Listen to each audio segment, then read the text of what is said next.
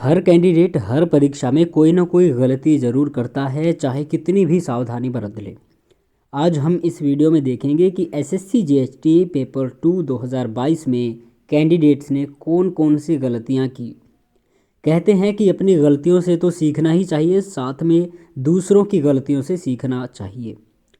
इस वीडियो में हम आपको बताएंगे कि कौन कौन सी गलती आपको नहीं करनी चाहिए थी, और अगर आपने परीक्षा नहीं दी तो आपको भी ऐसी गलतियां करने से बचना है आगे आने वाली परीक्षाओं में।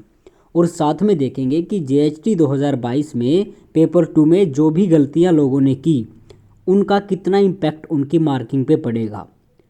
तो चलिए सबसे पहले देखते हैं कि ट्रांसलेशन में क्या क्या गलतियां की। सबसे पहली बात तो ये है, जो ट्रांसलेशन का हम पहला पार्ट उठा रहे हैं, तो किसी भी परीक्षा में खास करके जीएसटी पेपर 2 में आपका एक सीधा सा सिद्धांत ये होना चाहिए कि जब भी आप परीक्षा दें तो आपको पहले ट्रांसलेशन करना चाहिए, इंग्लिश टू हिंदी या हिंदी टू इंग्लिश, उसके बाद में दूसरे वाला। अब बहुत सारे कैंडिडेट्स ने ये बड़ी गलती की कि उनको ट्रांसलेशन पार्ट यानी कि एक पार्ट किया, उसके बाद में दूसरा छोड़ दिया, दूसरे वाले को उन्होंने लास्ट में किया। तो इसी कारण से किसी का आधा ट्रांसलेशन हो पाया, किसी का 3-4 किसी की सेंटेंस रह गई। नंबर 2 पे आगे बात करते हैं, डिफ़िकल्ट वर्ड्स का ट्रांसलेशन क्या रहा। तो देखिए, डिफ़िकल्ट वर्ड्स बहुत सारे थे, उसमें कुछ ऐसे वर्ड्स भी थे जो कॉमन थे।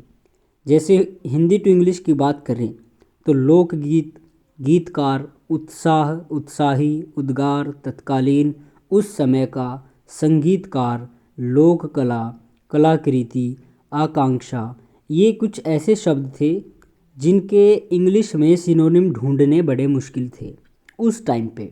हो सकता है आपको बाद में याद आ जाए।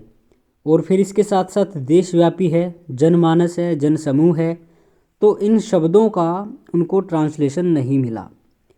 आगे चलते हैं इंग्लिश टू हिंदी। तो इंग्लिश टू हिंदी में बहुत सारे थे, जैसे input, output, employ, key points, depression, stress, epigenetic marks, super genome, vast subject, eavesdropping, gut mind. ये कुछ ऐसे शब्द हैं, अभी भी आपको इनका मीनिंग नहीं पता होगा। अगर आपको इनका मीनिंग देखना है तो आपको डिक्शनरी देखनी पड़ेगी। तो अगर आपने इनका ज्यों का त्यों या फिर इनसे मिलता जुलता जो सेंटेंस की सेंस को बनाए वह अनुवाद किया, तो कहीं हद तक आप उस गलती को टैकल करने में सक्षम रहे होंगे। आगे बात करते हैं कटिंग। कटिंग बहुत होती है ट्रांसलेशन में, और ऐसे में हर कैंडिडेट से तो नहीं होती, लेकिन ज़्यादातर कैंडिडेट ये गलतियां करते हैं। देखो, अगर आपने गलती की है ट्रांसलेशन में और आप सोच रहे हैं कि उसके मार्क्स कटेंगे या नहीं कटेंगे, तो ट्रांसलेशन में जो आप कटिंग करते हो उसका कोई इम्पैक्ट आपके मार्क्स पे नहीं पड़ता। आपका ट्रांसलेशन अच्छा होना चाहिए, वही मैटर करता है। अब बात करते हैं ऐसे राइटिंग की।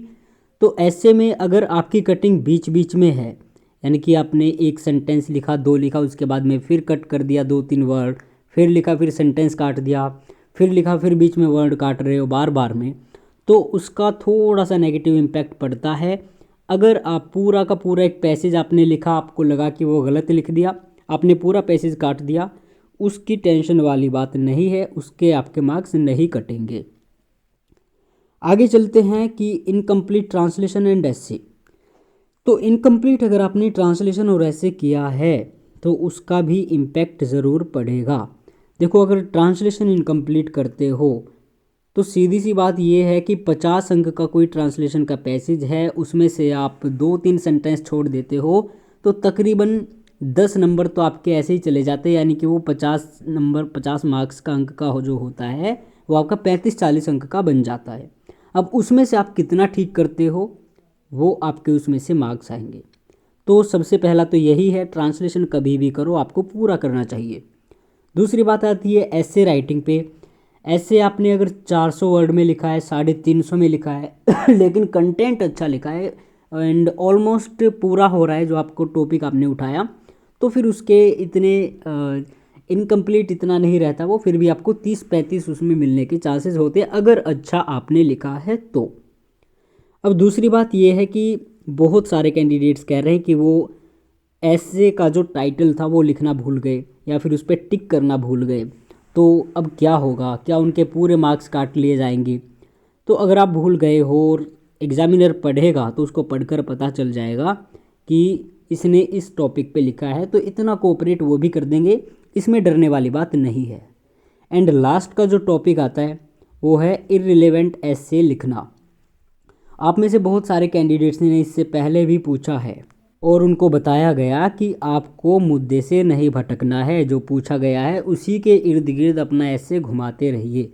अब जैसे जिन्होंने एफोरेस्टेशन पे लिखा उनमें से कुछ कैंडिडेट्स ने क्या किया, डिफोरेस्टेशन पर कर दिया। तो डिफोरेस्टेशन का क्या हो जाएगा भाई, उनकी डीमार्किंग हो जाएगी, लेकिन ज़्यादा नहीं होगी। एफोरेस्टेशन पूछा था उसी के बारे में आपको लिखना था, यानी कि पॉजिटिव चीज़ आपको लिखनी थी, लेकिन एफोरेस्टेशन से कहीं ना कहीं डिफोरेस्टेशन भी जुड़ा हुआ है। तो अगर आपने इनमें तालमेल भी बनाया दोनों में तो भी चांसेस हैं कि आपको ठीक ठाक अंक मिल जाएंगे 30 के आसपास। लेकिन सारा का सारा डिपेंड करता है एग्जामिनर पर, हो सकता है वो इतना इस पर ध्यान ना दे और आपको ठीक ठाक अंक दे दे। इसके अलावा एक दो ऐसे टॉपिक और हैं जिनमें कैंडिडेट्स ने गलतियाँ की हैं, और वो है अनयूजुअल समर वैकेशन। तो अनयूजुअल समर वैकेशन पर कईयों ने ऐसी ही यानी कि सिंपल सी एक ट्रिप के बारे में लिख दिया, तो इसका भी कुछ ना कुछ इम्पैक्ट पड़ सकता है। बाकी कुछ और ऐसे नहीं थे कि जिनमें कुछ ऐसा इम्पैक्ट हो।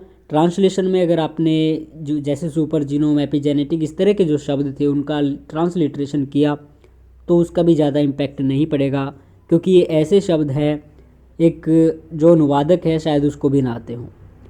तो यही था एक और गलतियों का जो भंडार आपको लग रहा था और आप डर रहे होंगे कि आपके मार्क्स कटेंगे या नहीं कटेंगे या फिर क्या होगा, लेकिन इतना डरने की बात नहीं है। अब आपका एग्ज़ाम जैसा होना था, जैसा आपको लिखना था वो आपने लिख दिया। अब रिज़ल्ट का वेट मत कीजिए, कुछ और पढ़ लीजिए, किसी और एग्ज़ाम की तैयारी कीजिए। बाकी देखते हैं कैसा रिज़ल्ट आता है।